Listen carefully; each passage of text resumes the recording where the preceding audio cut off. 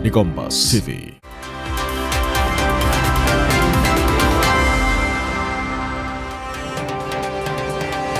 Terima kasih Anda masih menyaksikan Kompas Petang, saya Yasir Neneama. Untuk menjamin objektivitas dan independensi penanganan perkara yang menyeret ex-Jampitsus, Kejaksaan Agung akan membentuk tim penyidik khusus.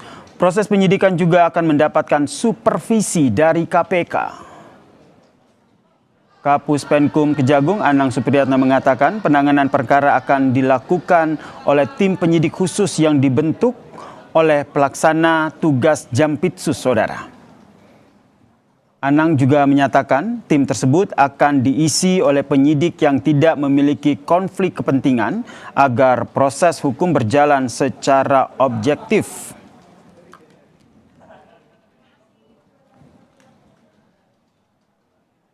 Selain kita juga masih bingung, ini perkara apa sebenarnya menyangkut dengan FA, dan juga perannya seperti apa berkaitan dengan barang bukti yang sudah disita. Ini kan sampai sekarang belum ada penjelasan. Makanya kita akan menerima, nanti kita pelajari.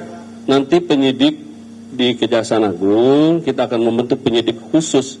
Kami belum bisa memberikan jawaban bagaimana bentuk seperti apa. Yang jelas dalam hal ini kita tetap berkoordinasi baik dengan penyidik dari Polri yang menangani sebelumnya dan juga untuk menjamin independensi dan juga profesional. Kami pastikan kita akan profesional, kita akan melibatkan juga nanti supervisinya dari KPK. Sementara itu, saudara, Pusat Kajian Anti Korupsi UGM mendorong penanganan kasus dugaan korupsi ex-Jampitsus Febri Adriansyah ini diambil alih KPK. Menurut Pukat UGM, saat kasus masih ditangani Polri, proses penyidikan berjalan cepat. Namun setelah perkara dilimpahkan ataupun perkara ini diserahkan ke kejaksaan, hingga kini belum ada kejelasan mengenai pemeriksaan lanjutan maupun penahanan terhadap Febri Adriansyah. Kondisi ini menurut Pukat UGM menimbulkan keraguan publik terhadap independensi dan profesionalisme penanganan perkara. Karenanya, Pukat UGM mendorong KPK mengambil alih penanganan perkara agar penyidikan bebas dari konflik kepentingan. Penanganan perkara ex-Jampitsus FA semakin tidak jelas setelah diserahkan dari penyidik Polri ke penyidik Kejaksaan untuk dilanjutkan penyidikannya. Potensi kasus ini berhenti hanya di FA ini juga sangat besar.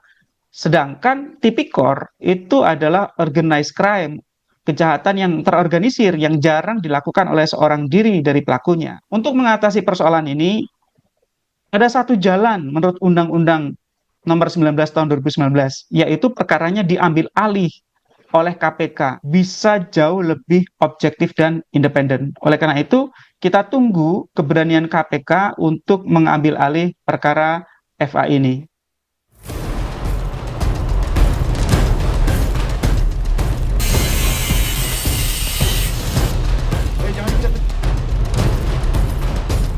Tiga hari sejak mantan Jampitsus Febri Diansyah ditetapkan sebagai tersangka 3 kasus korupsi, yakni batubara, Asabri, dan Krakatau Steel, KPK mengaku belum menerima permintaan resmi untuk terlibat melakukan supervisi dalam tim khusus. Meski begitu, KPK menyatakan terbuka untuk menjalankan fungsi koordinasi dan supervisi sesuai mandat undang-undang. Sampai saat ini belum ada, ya. Nanti kami cek ya perkembangannya seperti apa. KPK terbuka karena memang secara undang-undang ada amanah yang diberikan oleh KPK, adanya kewenangan ataupun tugas koordinasi dan supervisi. Pantau dulu saja gitu ya perkembangannya. Kemarin dari kepolisian melimpahkan ke Kejaksaan Agung. Kita sama-sama hormati prosesnya. Sebelumnya, mantan Ketua KPK Abraham Samad menilai 3 kasus korupsi yang melibatkan ex-Jampitsus Febri tersebut sangat kecil kemungkinan untuk diredam. Pasalnya, kasus tersebut sudah menjadi sorotan publik yang luas. Karena kasus ini sudah menjadi domain publik. Semua orang sudah menyoroti, semua orang sudah mengawasi. Jadi agak kesulitan misalnya kalau ada orang yang ingin bermain di kasus ini. Oleh karena itu menurut saya ini menjadi sesuatu yang sangat menarik untuk disikapi ya dan diikuti. Karena apa? Ini akan berkembang jauh. Karena kalau kita menggunakan TPPU itu akan kelihatan tuh karena ada prinsip follow the money, follow the suspect ya. Sejauh ini, keberadaan Febri Adriansyah masih misterius. Ia terakhir tampil ke hadapan publik pada Jumat 10 Juli saat menggelar konvers pasca penggeledahan rumahnya di Sentul. Keesokan harinya, Kapus Penkum Kejagung menyatakan Jampitsus Febri mengundurkan diri. Ia pun kemudian ditetapkan sebagai tersangka dugaan korupsi dan TPPU oleh Kortas Tipikor Polri usai penyidik melakukan gelar perkara.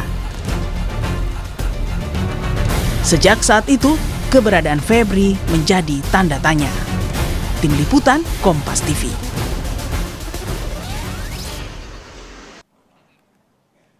Saudara, meski Kejaksaan Agung sudah tegaskan akan melibatkan KPK untuk mengawasi proses penyidikan perkara korupsi Febri Adriansyah, namun tak kunjung ditemukannya Febri, membuat sebagian pihak menilai kasus Febri sebaiknya diambil alih KPK.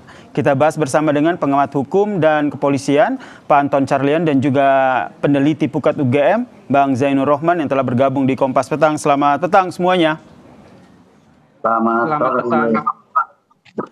Baik, saya ke Bang Zainur dulu. Sebelumnya Anda dengan tegas bilang bahwa sejak polisi melimpahkan perkara Febri ke Kejagung, kasusnya jadi tidak jelas. Maka Anda mendorong KPK perlu ambil alih kasus ini. Kenapa harus KPK? Ya, karena satu-satunya lembaga yang bisa lanjutkan penyidikan di tengah jalan adalah KPK melalui prosedur pengambil alihan. Diatur dengan sangat jelas dalam pasal 10 huruf A besar Undang-Undang Nomor 19 Tahun 2019 tentang KPK. Kejaksaan tidak bisa melanjutkan penyidikan di tengah jalan. Yang bisa adalah ketika sudah P21, penyidikan oleh penyidik Polri-nya sudah tuntas, lengkap, semuanya sudah sesuai dengan petunjuk jaksa, kemudian dilimpahkan untuk dilakukan penuntutan. Sehingga memang praktik pelimpahan perkara di tengah jalan ini sangat beresiko. Resiko bisa di-challenge di tahap pra-peradilan. Oleh karena itu menurut saya, satu-satunya cara untuk menyelesaikan persoalan tersebut adalah dengan pengambil alihan perkara oleh KPK.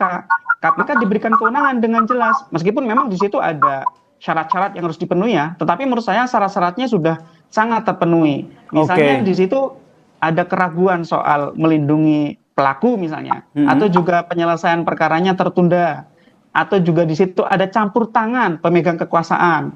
Jadi menurut saya Bang Yasir, kalau dilihat dari keadaan-keadaan yang berlangsung akhir-akhir ini, syarat-syarat itu sudah terpenuhi dan sudah seharusnya KPK melakukan. Berarti menurut Anda, Bang Zainur, secara aturan hukum itu tidak menyalahi, meskipun dari Kejagungnya sendiri menyatakan bahwa agar ini independensi dalam pengusutan kasus ini akan dibentuk tim khusus.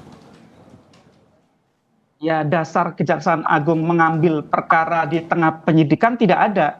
Itu yang pertama. Yang kedua, mau itu dibentuk tim khusus pun, apakah ada jaminan bahwa tim penyidik kejaksaan itu tidak konflik kepentingan? Karena FA ini adalah pejabat tertinggi di bidang pidana khusus, sehingga dia sudah punya begitu banyak jejaring di dalamnya, atau setidak-tidaknya adalah bawahan-bawahan atau mantan bawahannya. Sehingga kalau misalnya ini nanti tetap ditangani oleh kejaksaan, pertanyaan kita adalah, kalau memang FA tidak bekerja sendiri, kira-kira akan dibongkar tidak? Kalau yang menangani masih dari internal kejaksaan. Oke, keraguan itu yang membuat Anda mendorong agar kasus ini dialihkan ke KPK. Kalau Pak Anton sendiri, perspektifnya seperti apa terkait dengan kita berbicara soal penanganan kasus ini secara transparansi dan juga independen? Apakah juga mendorong kasus ini baiknya diusut sama KPK, Pak Anton? Saya kira memang komplain-komplain dari masyarakat pun juga salah satunya itu harus transparan, objektif, dan independen. Dari awal pengalihan kasus saja sudah menimbulkan berbagai permasalahan. Apalagi yang salah satu tersangkanya itu dari satu institusi. Bagaimana mungkin satu institusi bisa objektif dan independen?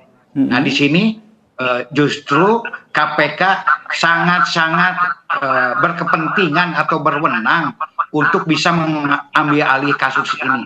Sudahlah, kita ini era digital, masyarakat sudah pintar, tidak perlu lagi pakai sandiwara-sandiwara lah. Nah, ini pun juga salah satu aspek untuk mengambil alihan kasus itu apabila adanya komplain dari masyarakat. dan tadi pun juga di pasal 10 diduga seandainya ya satu institusi itu semua juga Baik, kemungkinan Pak Anton. Sangat besar sekali gitu kan. Baik. Untuk melindungi tersangka itu. Pak Anton, mohon maaf saya potong dulu karena ada sedikit gangguan audio, tapi yang menarik adalah hingga kini kan keberadaan Febri masih menjadi teka-teki nih Pak Anton. Sebagai mantan petinggi Polri, menurut Anda siapa yang paling bertanggung jawab untuk menemukan Febri? Tapi jangan dijawab dulu Pak Anton, nanti masih akan kita lanjutkan perbincangan kita bersama dengan Mas Zainur juga. Tetaplah bersama kami di Kompas Petang.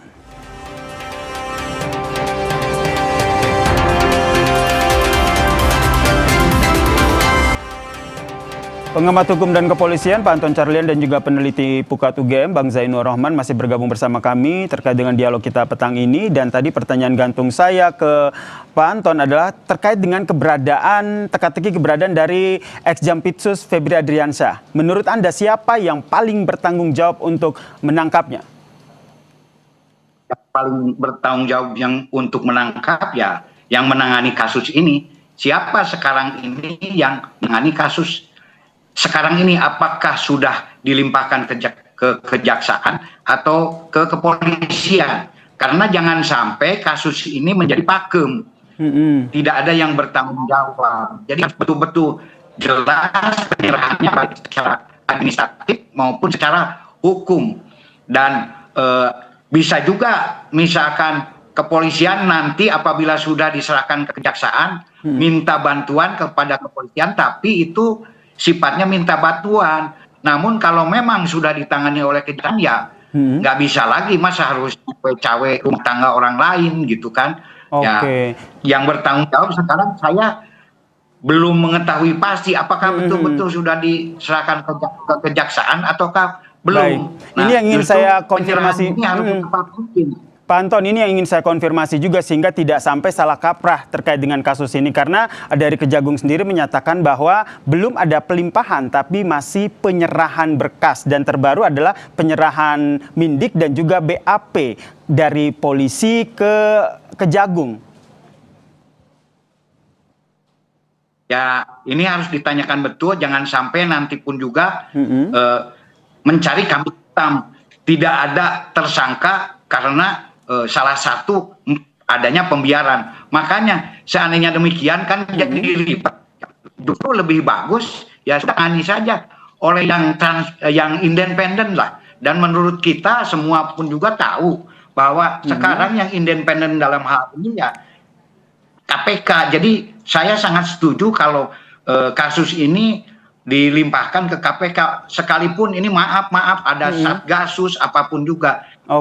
Apabila masih internal ya kita sendiri bisa menilainya nanti akibatnya apa, masyarakat tidak percaya lagi kepada hukum. Apa hukum mau sandiwara katanya. Ini yang kita ya dengar dari suara-suara masyarakat. Ini berbahaya sekali, bukan hanya bagi KPK, bukan hanya bagi Polri, bukan hanya bagi jaksa, tapi khususnya bagi law enforcement, bagi penegakan hukum di Indonesia. Seandainya tetap pemerintah mempertahankan di kejaksaan, ini menurut saya presiden yang kurang baik. Di sini mungkin perlu ada campur tangan pejabat yang lebih tinggi. Apakah Menko Polhukam, apakah Bapak Presiden, agar beliau yang bisa menetapkan segera diambil oleh KPK, insya Allah. Jadi diambil oleh KPK. Anda juga mendorong ya agar kasus ini pengusutannya dilanjutkan oleh KPK. Dan yang terbaru Pak Anton dan juga Bang Zainur, ini Ketua KPK sendiri sudah mengaku bahwa sudah berkomunikasi begitu dengan Jaksa Agung terkait dengan supervisi perkara dari mantan Jampitsus Febri Adriansyah. Namun yang menjadi sorotan adalah Ketua KPK sendiri mengaku bahwa pembahasan ini akan masih terus berlangsung dan informasinya adalah tetap harus menghargai proses hukum yang terjadi ataupun yang tengah dilaksanakan di Kejaksaan Agung. Kita dengarkan bersama dulu pernyataan dari Ketua KPK. Ada ketentuan, ada pasal 6 yang mengatur tentang kewenangan, koordinasi, dan supervisi. Nah, nanti sambil kita tindak lanjuti, meskipun secara permintaan secara lisan sudah disampaikan, nanti kan pasti ada permintaan juga secara tertulis dan akan dibahas sesuai dengan SOP yang ada di KPK. Komunikasi formal secara resmi antar kelembagaan sudah mulai berjalan belum? Ya, sudah mulai jalan. Gitu. Masuk komunikasi Bapak dengan Pak Jaksa Agung. Tadi kan sebelahan saya sama beliau duduknya. Udah membahas hal itu dengan Pak Jaksa Agung. Sedikit banyak sudah adalah pembahasan dari beberapa waktu yang lalu. Artinya itu menunjukkan keseriusan daripada Kejaksaan Agung untuk menindaklanjuti penanganan itu. Menarik untuk diulas nih Bang Zainur. Dari jubir KPK bilang sebelum terima surat resmi, tapi pimpinan KPK Setio Budianto menyatakan bahwa sudah berkoordinasi, tapi tetap menghargai proses yang berlangsung di Kejagung. Mas Zainur, Ini saya lihat, ya ini saya lihat lebih kepada sopan santun ya. Padahal sebenarnya ini adalah penegakan hukum. Jadi kalau ini merupakan penegakan hukum, maka perlu dilakukan sesuai dengan aturan hukum. Memang KPK bisa dengan melakukan koordinasi dan supervisi. Namun untuk supervisi itu sangat-sangat terbatas. Supervisi itu kewenangannya adalah pengawasan, penelitian, dan penelaahan terhadap instansi yang menjalankan tugas dalam pemberantasan korupsi. Jadi tugasnya tidak bisa misalnya memastikan bahwa prosesnya itu benar-benar misalnya independen atau objektif. Untuk bisa benar-benar memastikan, satu-satunya jalan adalah dengan mengambil alih. Alasan pengambil alihan menurut saya sangat kuat, yaitu karena pelimpahan di tengah jalan di tahap penyidikan dari penyidik Polri ke KPK kepada Kejaksaan itu tidak memiliki dasar hukum, sehingga membuka celah pelanggaran hukum. Dan yang kedua adalah tingginya potensi konflik kepentingan ketika perkara ini ditangani sendiri oleh institusi kejaksaan. Jadi Bang Zainur, menurut Anda untuk menghindari sopan santun dalam tanda kutip yang tadi Anda sampaikan, menurut Anda perlu ada pihak yang lebih tinggi levelnya memberikan perintah seperti yang tadi sempat disampaikan oleh Pak Anton dari Menko Polkam atau dari Presiden? Ya, perintah dari Presiden atau Menko Polkam perlu ya terhadap dua institusi, yaitu Kejaksaan dan Kepolisian. Apa perintah yang diperlukan agar masing-masing menghargai dan menghormati proses hukum yang dijalankan? Menurut saya pengalihan dari Kepolisian ke Kejaksaan itu tidak lepas dari bentuk-bentuk kanan, pressure, intervensi. Nah itu yang seharusnya dihindarkan. Nah kalau sudah ada arahan misalnya dari pejabat yang lebih tinggi daripada Kapolri dan Jaksa Agung, seharusnya perlu untuk meng-hire pihak ketiga yang memang diberi kewenangan oleh undang-undang dan tidak punya konflik kepentingan, independen, yaitu KPK.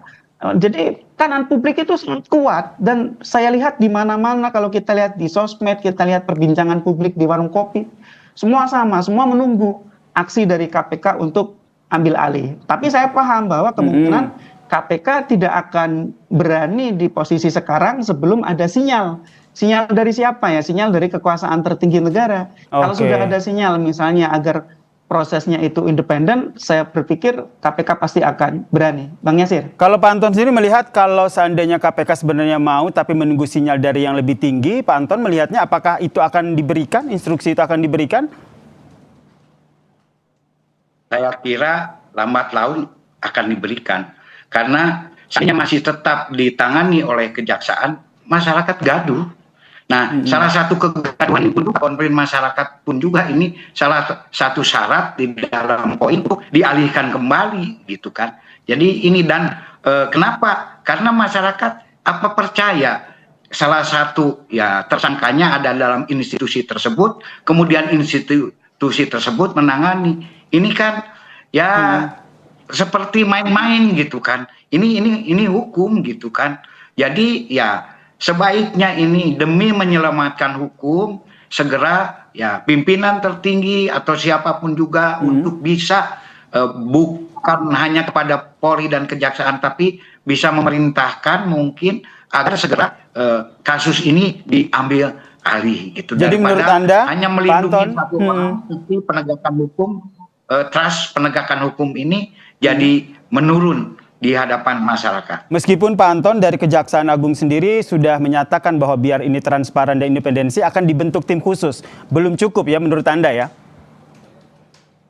Saya kira walaupun mungkin kenyataannya iya, tapi apa bisa menghadapi ya istilahnya kecurigaan dari masyarakat? Apa masyarakat percaya kalau itu ditangani oleh ya institusi yang bersangkutan akan objektif, akan transparan, akan independen? Pasti tidak percaya.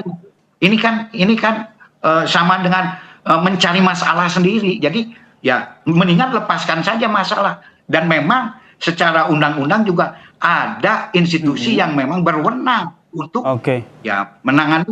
Kalau tadi saya sependapat dengan Bung Jayanur, kalau cuman ya supervisi pengawas beda dong. Saya juga pernah jadi penyidik, beda dengan yang masak sendiri.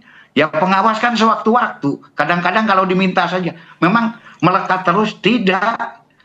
Dan sekarang juga seandainya tidak pengawas, juga ada pengawasan, ada wasidik, ada irwaskum, lain-lain. Tapi beda dengan menggoreng dan memasak sendiri, beda sekali gitu kan. Sehingga baik Pak Anton Carlyan maupun dari Bang Zainur Rohman mendorong agar kasus ini sebaiknya diambil alih oleh KPK. Kita nantikan seperti apa proses hukum yang akan berlangsung selanjutnya. Terima kasih pengamat hukum dan kepolisian Pak Anton Carlyan dan juga peneliti Pukat UGM Bang Zainur Rohman telah berbagi perspektifnya di Kompas Petang. Salam sehat semuanya. Usai jeda saudara, Kompas Petang akan kembali hadir dengan informasi usai serangan drone Amerika Serikat yang menyasar pelabuhan Iran, militer Iran meluncurkan